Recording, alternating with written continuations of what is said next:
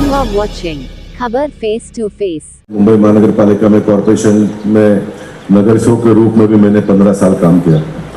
मैं जब काम करता था तो पैसे नहीं थे कॉरपोरेशन में, डेफिसिट में था, घाटे में थी। 1998 के बाद में पहली बार शिवसेना का मेयर आया।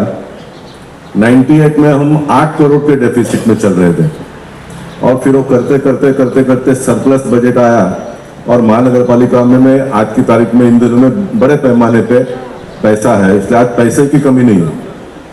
लेकिन उन दिनों में पैसा नहीं था, तब भी मेरा एक स्वभाव था कि कुछ विषयों को लेकर मैं लड़ाई उन दिनों में प्रारंभ किया था। तेजो, आपकी जानकारी के लिए भी, आपको सफल होना है तो कॉरपोरेशन में जो है उसमें आप खेलते रहोगे तो आप बहुत सफल नहीं होगे। जो नियम में नहीं है, जो व्यवस्था में नहीं है, वो विषय को लेकर आप आगे बढ़ो तो आप सफल होगे। ये महानगर पालिका के कानून में पहले प्राइवेट लेआउट का रोड बनाना ये महानगर पालिका का काम ही नहीं था। फॉर एग्जांपल, एक खंडेलवाल लेआउट है तो खंडेलवाल जी ने पूरा लेआउट बनाकर लेआउट में रहने वाले लोगों को हैंडओवर करना ये नियम था। फिर वो लेआउट के लोग साफ सफाई के लिए, रोड बनाने के लिए जो भी पैसा लगेगा वो लोगों के पास से लेना, इस प्रकार का एक नियम बना हुआ था। लेकिन मैंने अपना पूरा जीवन लड़ा कि भाई सब यही करेंगे तो फिर कॉरपोरेशन क्या करेगी। आप टैक्स किस चीज का ले रहे हो? जहां पर डीपी रोड है वहां पर भी वही टैक्स है और जहां पर रोड नहीं है वहां पर भी वही टैक्स है। फिर आप टैक्स किस चीज का ले रहे हो? शुरुआत के दिनों में आपको अच्छे लगे, कचरा भी नहीं उठाते थे। बोला कचरा उठाने का काम हमारा नहीं है, जहां पर हमारा बाहर एक डब्बा रहेगा वहां पर आप लाके डाल दो, वहां से हम उठा के ले जाएंगे। फिर करते करते करते करते सारा बदलाव हो गया। आपको आश्चर्य लगेगा कि पहले पानी का चार्ज भी प्राइवेट लेआउट के पास से ज्यादा लिया जाता था, वो भी मैंने 92 से लड़ कर कम करवाया। और सारा करते करते करते आज ऐसी स्थिति में हम आज है। ये तो भी तेजिंदर जी डांबर का रोड बनाने वाले हैं, लेकिन कंक्रीट का रोड बनाने का भी प्रपोजल पास हो गया है। अब ये कंक्रीट का रोड भी आपकी जानकारी के लिए तेजू, उत्तर मुंबई में या तो फिर मुंबई में सबसे पहला छोटा रोड का अगर साई बाबा नगर में किसी ने किया हुआ तो मैंने किया। इसके पीछे एक दूसरा कारण ये भी है कि पार्टी ने मुझे बहुत लंबा समय दिया और मैं 6 साल कॉर्पोरेशन में ग्रुप लीडर बीजेपी का था, उसका भी मुझे मौका मिला। साई बाबा नगर का, क्योंकि देखिए ये कोई कॉर्पोरेशन के लोगों को काम नहीं करना ऐसा नहीं है, क्योंकि पैसे नहीं थे तो फिर क्या करना है। तो कॉर्पोरेशन में ये तय कि 90 फीट का रोड सबसे पहला हम बनाएंगे, कंक्रीट का 90 फीट, जितने मुंबई में 90 फीट का है वो 90 फीट का बनाएंगे। वो बराबर भी था क्योंकि उसके ऊपर गाड़ियां बहुत चलती है तो वो बनाएंगे। फिर 90 पे से 90 का होते आ गया, फिर हम 60 पे आ गए। और ये कॉर्पोरेशन का तो जो सिस्टम है वो हमारे घर में भी है। घर में अगर 4 बच्चे हैं तो माँ बाप जो सबसे छोटा है उसको थोड़ा ज्यादा दे देते हैं, क्योंकि सबको देने के लिए तो है ही नहीं। उसको एक चॉकलेट दिला दो तो क्योंकि ज्यादा रोने वाला वो भी है, क्योंकि बड़ा तो थोड़ा समझदार है। ऐसा ये सिस्टम है। तो ये करते करते बहुत सारे चीजों में मैं शॉर्ट में कर दूंगा, बदलाव लाया हमने। और आज कॉर्पोरेशन में हर चीज में, मतलब हर टैक्स पेयर को न्याय देने का काम कॉर्पोरेशन के माध्यम से हो रहा है। तेजिंदर भाग्यवान ऐसा मैं मानूंगा, क्योंकि इनके पिताजी जब थे तो उतना पैसा नहीं था। जया बहन काम करने लग गई तो फिर थोड़ा पैसा आने लग गया। और लेडीज भी थी, मराठी परिवार से आई भी थी, लड़ने का थोड़ा स्वभाव भी इनमें है। और बहुत खुलकर कहूँ तो अन्य महिलाओं से ज्यादा भी है। अभी मुझे कोई प्रॉब्लम नहीं है, क्योंकि नाराज हो जाएगी तो मेरे चुनाव में काम नहीं करेगी, वो मुद्दा तो अभी बनता ही नहीं है। लेकिन मैं, बाकी सारे लोग इनके ऊपर शिकायत भी करते थे, लेकिन मैंने इनका जो लड़ने का जज्बा था उसको कभी रोकने का प्रयास नहीं किया, क्योंकि मुझे अच्छा लगता था। क्योंकि जनप्रतिनिधि जो होता है वो लड़ाऊ होना चाहिए, तो ही आप लोगों को न्याय दे पाओगे। पुलिस वाला किसी को परेशान करता होगा तो उससे साथ में लड़ना पड़ता है। सोसाइटी में भी कभी कभी लोग परेशान करते हैं तो उनको भी थोड़ा कड़क बोलने वाला चाहिए। तो नगर सेवक जो है वो थोड़ा कड़क ही होना चाहिए, तो ये ऑफिसर लोग आपका सुनते हैं, काम करते हैं। अब तेजिंदर थोड़ा भाग्यवान है, तेजिंदर का बड़े बड़े लोगों के साथ में कांटेक्ट है, बड़े बड़े लोगों के साथ में कांटेक्ट है, उसका भी उसको लाभ मिलेगा। इनके बुलाव पे मंगल प्रभात जी दौड़ कर आ जाते हैं, इनके बुलाव पे आशीष शेलार जी आ रहे हैं, इनके बुलाव पे देवेंद्र फडणवीस जी भी कभी आ जाएंगे, यहाँ पर आएंगे, तो ये चीज का भी लाभ मिलेगा। और ये ऐसा ही नहीं आते हैं, क्योंकि फिर वापस वहीं आऊंगा, क्योंकि तेजिंदर को जब मुंबई युवा मोर्चा की जवाबदारी दी, तो मैं मानता हूं कि जितने युवा मोर्चा के अध्यक्षों को मैंने देखा मुंबई शहर में, उसमें सबसे ज्यादा कार्यक्रम करने वाला, सबसे ज्यादा संघर्ष करने वाला, सबके साथ में एडमिनिस्ट्रेशन के साथ में झंझट करके पुलिस का केस अपने ऊपर लेने वाला ये तेजिंदर था।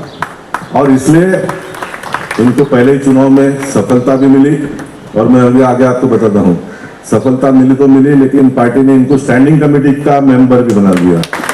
अब स्टैंडिंग कमेटी का मेंबर बना के यानी बहुत बड़ी बात है। मुंबई महानगर पालिका में सबसे बड़ी कमेटी, जहां पर पूरे मुंबई शहर के लिए पैसे का बंटवारा जहां पर होता है, सारे आइटम्स स्टैंडिंग कमेटी में पास होते हैं। ऐसे कमेटी का मेंबर बनने का मौका भी तेजिंदर को मिला है, तो निश्चित आने वाले दिनों में वो अपने वार्ड को तो न्याय देंगे। हम सबके बीच आचार्य पवन त्रिपाठी जी, जो मुंबई भारतीय जनता पार्टी के महासचिव है और सिद्धि विनायक का ट्रस्ट के ट्रेजरर है, देखिए कितने भाग्यवान लोग हैं। एक स्टैंडिंग कमेटी का मालिक यहाँ पर है, एक सिद्धि विनायक का यहाँ पर मालिक है। मैं ये बता रहा था कि तेजिंदर कितना भाग्यवान है, और अभी एक मंत्री आने वाले हैं, यानी तेजिंदर इतना भाग्यवान है। अब जो चाहे वो आप कर सकते हो। तो मैं तेजिंदर को इतना ही कहूंगा कि जिस तरह से मैंने अपने शरीर को घास कर ज्यादा से ज्यादा जगह पर पहुंचने का प्रयास किया, ज्यादा से ज्यादा काम करने का प्रयास किया, वही तेजिंदर आने वाले दिनों में करेंगे।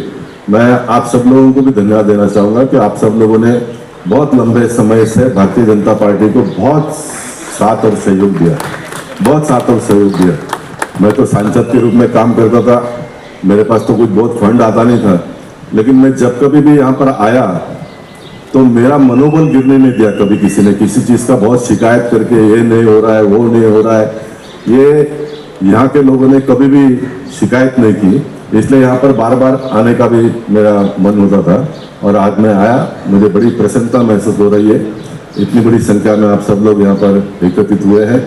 मैं आप सबकी ओर से और हम सबकी ओर से तेजिंदर को बहुत बहुत बधाई देता हूँ, उनका अभिनंदन करता हूँ। तेजिंदर ने वो गार्डन का काम शुरू हो गया था, लास्ट अपन भूमि पूजन किया था, 60% कंप्लीट हो गया। हाँ, छत्रपति शिवाजी महाराज मैदान। मैं तेजिंदर से इतना निवेदन करूंगा कि जिस तरह से बोरली में मैंने एक नया सिस्टम डेवलप किया, देखिए सब महानगर पालिका के ऊपर, सब सरकार के ऊपर मत छोड़ो। वो गार्डन बनने के बाद में, अभी इसमें हमारे लोगों का भी एक मत नहीं है, लेकिन मेरा ये मत है कि करना चाहिए। तो गार्डन को आप लोगों ने मेंटेन करने का हो सकेगा तो अभी स्टैंडिंग कमेटी में आप हो। मैंने एक नया प्रपोजल ये मुंह किया है, उसमें लोगों को भी थोड़ा फायदा हो जाएगा कि आप जितना कॉन्ट्रैक्टर को पैसा देते हैं गार्डन मेंटेन करने का, उसकी पॉलिसी भी बनी हुई है। सोसाइटी के लेआउट के लोगों को वो कमेटी को दे देने का पैसा, और मैं आपको बताता हूँ उसमें से गार्डन डेवलप भी होगा और उसमें थोड़ा पैसा भी बचेगा, क्योंकि कॉन्ट्रैक्टर को बड़े पैमाने पे पैसा दिया जाता है। तो वो आप लोगों ने लेकर एडॉप्शन बेसिस पे उसको मेंटेन करने का प्रयास करना चाहिए। इससे क्या होगा कि फॉर एग्जाम्पल अभी सीनियर सिटीजन लोग की संख्या बढ़ते जा रही है, वहां पर आपका एक ग्रुप बनेगा, रोज शाम को जाकर आप बैठेंगे, एक दूसरे से मिलेंगे।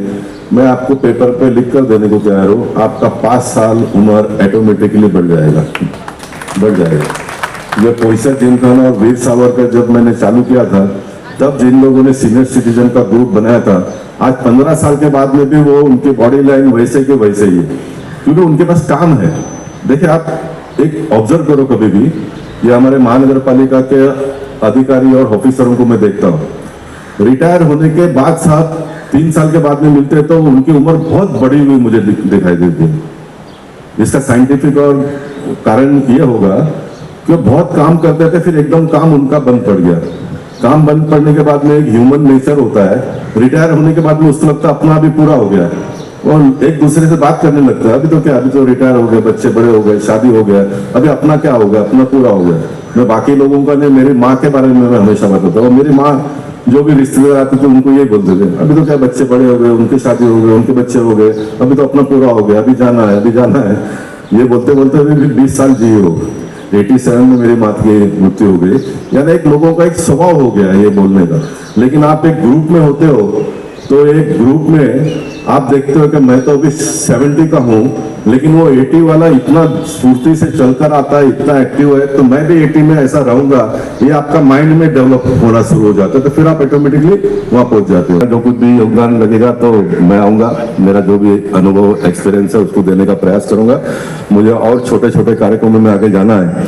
और आशीष जी को भी कहो कि गोपाल भाई खास आपको मिलने के लिए आए। इनको तो मैंने बोला कि मैं आप लोग को मिलने का आया हूँ, लेकिन आशीष जी को आप बोला कि गोपाल जी आपको मिलने के लिए आया। पॉलिटिशियन हो तो इतना तो कम से कम एडजस्टमेंट मैं करूंगा ना। और मैं आगे के कार्यक्रम में जाता हूँ। मैं फिर एक बार तेजिंदर को बहुत बहुत शुभेच्छा देता हूँ, शुभकामनाएं देता हूँ।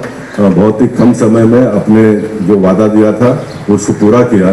टेक्निकली अगर देखेंगे तो ये होने जैसा है ही नहीं, क्योंकि पहले साल का बजट अभी भाषण चल रहा है, उधर बजट पास होगा, उसके बाद में फंड रिलीज होता है और फिर उसके बाद में वर्क ऑर्डर, टेंडर, ये सब होता है, फिर काम शुरू होता है। लेकिन मैं ऐसा मानता हूं कि तेजिंदर जी ने अच्छे मन से ये कहा होगा कि मैं 3 साल में करूंगा, 3 महीने में करूंगा, इसलिए हो गया। इसलिए मैं आपको लास्ट मंत्र ये दे देता हूँ, कॉर्पोरेशन में पैसा है क्या नहीं है देखने का नहीं, आप अच्छे मन से बोल दो, जो भी बोलेगा ये हो जाएगा बोलने का, फिर हो जाएगा। हाँ, भगवान मदद करते हैं। गोपाल शेट्टी ने ऐसा ही किया, जो भी ना कभी बोला ही नहीं किसी को भी, जो भी बोला। और एक बात को आप मान लो ना, आप जो भी सोचते हो वो होता ही है। साल में होता है, 2 साल में होता है, 5 साल में होता है, 10 साल में होता है। महिला रिजर्वेशन का जो चल रहा है, कितने सालों से चल रहा है ना, कितना सालों से होगा ना, ये कभी ना कभी होता ही है, हर काम होता ही है। खाली अच्छे मन से बोल देने का कि होना चाहिए, हो जाता है। इसलिए मैं फिर एक बार आप सबको बहुत बहुत बधाई देता हूँ। बहुत बहुत धन्यवाद। भारत माता की जय, जय महाराष्ट्र, जय श्री राम। आप सबको अक्षय तृतीया के अवसर पर बहुत बहुत शुभेच्छा, बहुत सारे शुभकामनाएं। धन्यवाद।